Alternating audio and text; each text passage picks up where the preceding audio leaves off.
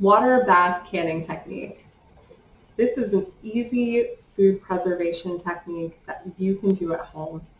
All that you need is a large pot of boiling water and a few other items to preserve things like fruits and vegetables at home. This technique is great for contents that are high in acidity, so pickled things, cucumbers, vegetables. In our case, we have here some pickled pumpkin that you can find in another one of our videos, the recipe. What are you going to need to start? We have here a large pot of boiling water. Into that pot, I'm going to put a circular wire rack. This rack will prevent the jars from touching the bottom. I have here a metal chopstick. This I'm going to use as a bubble wand, which is something you may find in a canning kit that you purchase. I'm going to be using it to poke the liquid contents of our jars, releasing any trapped air bubbles, thereby improving our canning process. I have here a metal wand. This will be used to lift our metal lids and place them onto the jars hands-free. It's just another safety of food safety, something where we don't have to use our hands. The biggest process with canning is sterilization, because we want to ensure that we're doing our best to prevent contamination and risk of botulism, which is a bacteria that's the highest risk with canning. Doing things like pre-sterilizing our jars. In this case, I ran all of these jars and lids and rings through the dishwasher.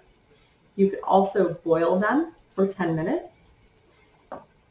And then I'm going to, of course, wash my hands regularly, use things like this magnet wand to lift the lid, and we're going to boil them in hot water to prevent any type of bacterial contamination.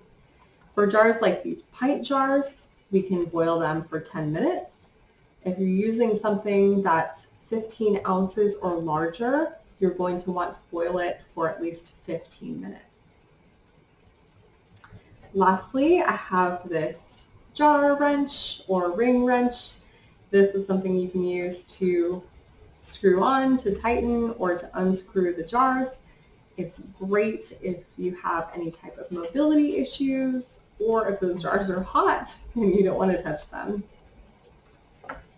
So now that I have my contents all added to these jars, the first thing I want to do is to take a damp paper towel, and I want to clean off all of the edges of the top of the rings.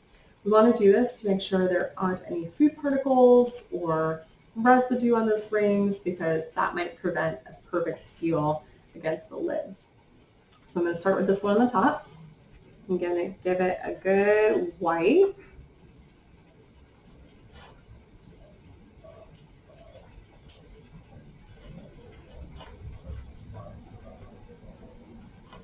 Okay. So that's been wiped off. I'm going to use my magnet wand to take our first lid here.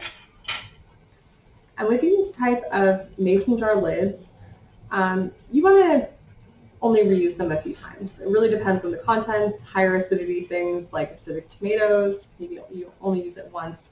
They're inexpensive and they're easy to replace. And really the harm is that this wire, this kind of orange ring, will start to break down over time. And you want that to be really sturdy, because that is your seal. That's the thing that you're trusting to keep this jar tight. So I'm going to put that on there.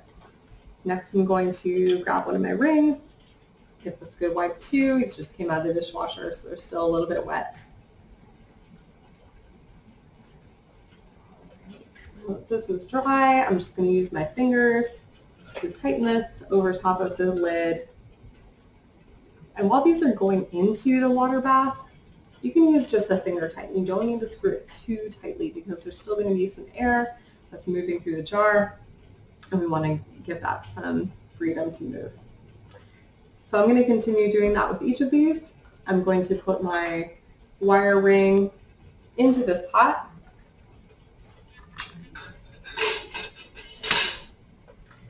And then I'm going to place, I think, probably 5 of these jars evenly placed inside this pot and allow them to boil for at least 10 minutes. That's going to be enough to kill any kind of residual bacteria, other pathogens on the outside of the container. And also it's going to heat up the contents enough that when we remove them and allow them to sit at room temperature, they'll start to cool, and that change of temperature is going to create the inside contents that were expanded because they were hot to start contracting, and that's going to seal the lid. It's going to seal it up. So that's what we're going to want to do to seal these jars. One more important tool that I forgot to mention in that last part of the video.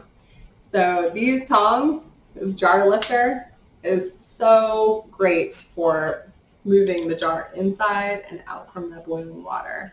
It has these rubber fixtures. This is something that will come in a canning kit if you purchase one.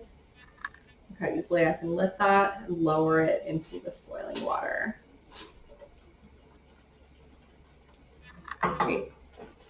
So I'm going to pour more of these into our water, boil them for 10 minutes, and we'll meet back after I pull them out and we can see how the decompression bubble inside of the middle of the lids has lowered once they reach room temperature and the pressure is dropped.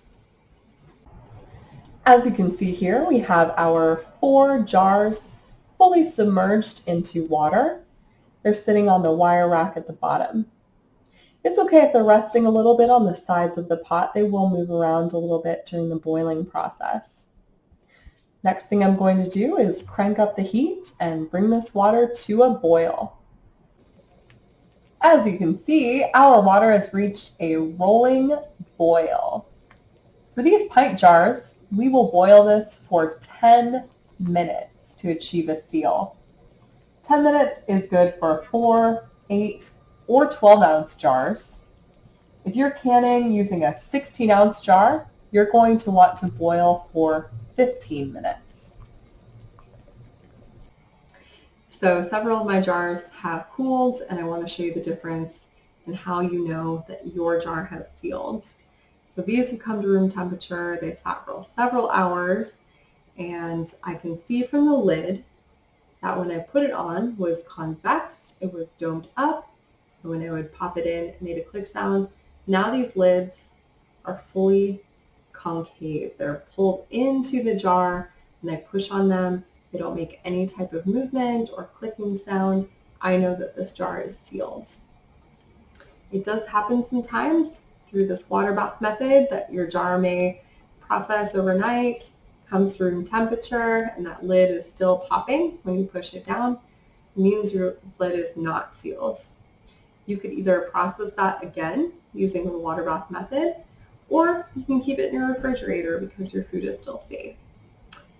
Either way, I hope that you enjoyed this recipe, and I hope you enjoy your water bath method for acid high foods. It's a great way of preserving things that you can eat for months and months later after harvest season. And I hope this video was informative. Thank you for tuning in.